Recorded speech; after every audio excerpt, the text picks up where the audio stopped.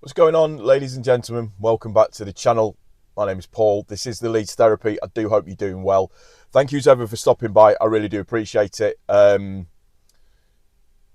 won't see it on the screen, but if you haven't done so already, if you could make sure that you are subscribed to the channel, can you make sure that your notifications are turned on? Just make sure that you're commenting, liking, all of that good stuff. And if you are listening to the audio version of this, just make sure that you are liking the audio for me as well. Now, you join me in a car park in central Manchester. It's part of my job. It's where I'm at. I'm about to do a bit of a site survey for one of the jobs that I'm working on at the moment. So I just thought while I had a little bit of downtime that I would come and just have a little bit of a chat. I've got nothing specific to talk about today. There's not any massive news that's going on as far as I can tell at this moment. Oh God, nearly dropped the phone. At this moment in time, there's not loads and loads of stuff going on. The one thing that I did want to touch on is that it's looking more and more likely now that the Morita,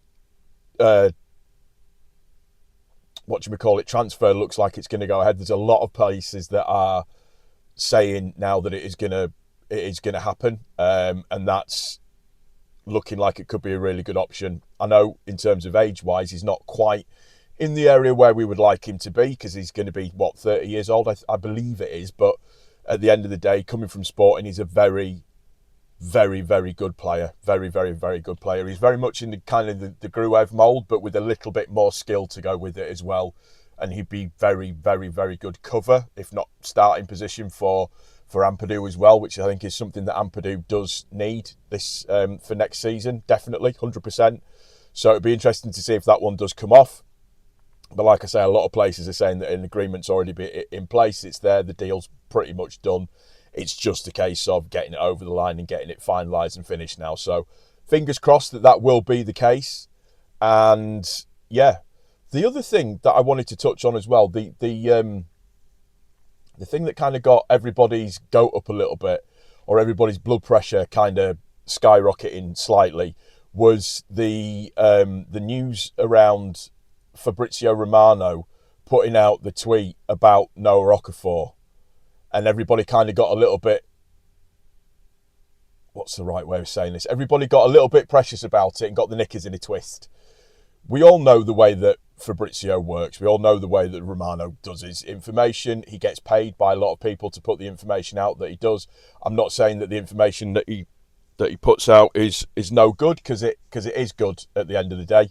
The stuff that he says, the information that's there, it's he hasn't got millions upon millions of followers and subscribers and everything for any other reason than that. But everybody's immediately gone, well, that's it. He's going to get sold in the summer. He's not going to be around anymore, blah, blah, blah, and everything else that goes with it. But he kind of quashed that by re-uploading, this is Noah Okafor, by the way, by re-uploading a picture of himself kissing the badge.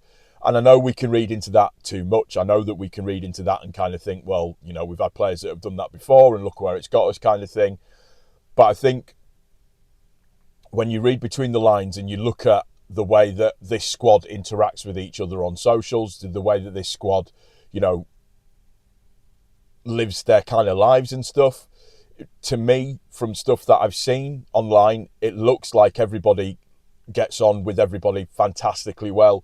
It looks like that they're all enjoying the part of being a really, really good group of players, the being together and all of that stuff that goes with it. So, yeah, whilst you can't really get too excited about people that kiss the badge, I would say that was Noah's way of just quashing any rumours of that he might be leaving in the summer. The other thing that I think it probably had more to do with as well is I think he is desperate to get back into the Swiss team, and he's desperate to get back playing for the Swiss team again. And, can't blame him. Everybody wants to play for their country. It's the pinnacle. That's the pinnacle of everybody's career when they get to do that, isn't it? So I would say that was probably more about putting him in the shop window for his national manager and getting him back involved with the Swiss team again, which, going off the performances that he's had since he's come back from injury, and just off of his sheer performance so far this year, he does deserve to be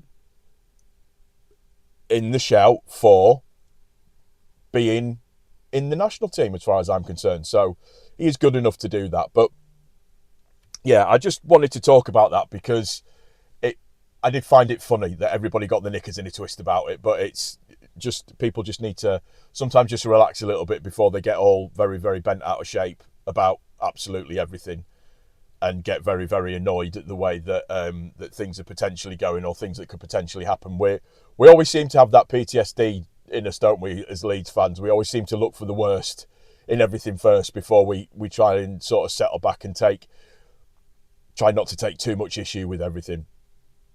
And then kind of the final thing that I wanted to talk about was the stadium redevelopments. Now, I was listening to the Square Ball podcast and there was some good little bits and pieces on there just from Bryn, because Bryn's part of the kind of like the group that are talking about what's going on and how it's being done and how it's being delivered and everything. So the massive lights that are up, the big things that go over the top of the stand, they're due to come down, I think, in the next few weeks.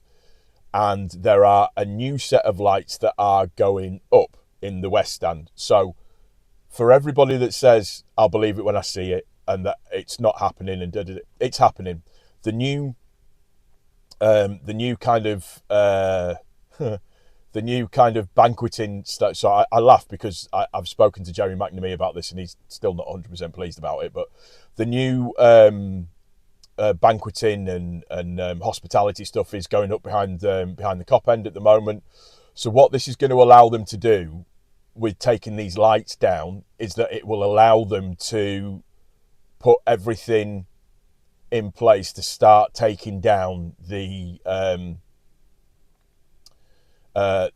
banqueting facilities in the West Stand, obviously keeping the seating as it is and keeping the seating the same, which is where they want it to be, but it's going to allow them to take that down as well and start the process of redeveloping the West Stand. And it is on full steam ahead. It is going full steam ahead. So that's really, really good positive news. It's been interesting to see how those lights are going to do, because the way they normally do it is the lights get put into place in the position that they're going to end up in, and then like when they build the stadium sort of over the top, is that they then connect the stadium to the lights, if that makes sense. So it's going to be interesting to see how that actually works, and hopefully when I get to the last home game of the season that we'll be able to see how all that's going to look and how all that's going to be. So yeah, exciting news. It's happening and change is coming, and we need it to happen. You know, we've got 30,000 on a waiting list for season tickets. This is going to open that up, potentially 26,000 new season tickets, hopefully, fingers crossed. So that's really, really good news that's happening at pace. It's going to be weird next season because there's going to be a lot of that going on, but we're just going to have to get used to it, I suppose. Right, that's going to do it. Little short one from me, but I just wanted to bring you a little bit of information, a little bit of news, a little bit of talking about Leeds. I've kind of tried to make a commitment of uploading on a more regular basis, and it feels like it's working a little bit, so that's good. I might not be able to do a video tomorrow because I will be in London, so if that's the case, then apologies. There might be a video on Friday as well, so we'll see how all that's going. So yeah, make sure you subscribe, make sure your notifications are turned on, make sure that you are liking, hyping, all of that good stuff. And if you're listening to the audio as well, as I always say, just make sure that you're liking the audio. Take care of each other. Most importantly, take care of yourself. Thank you very much for your time. I really do appreciate it. I'll see you on the next one. Take it easy. Cheers.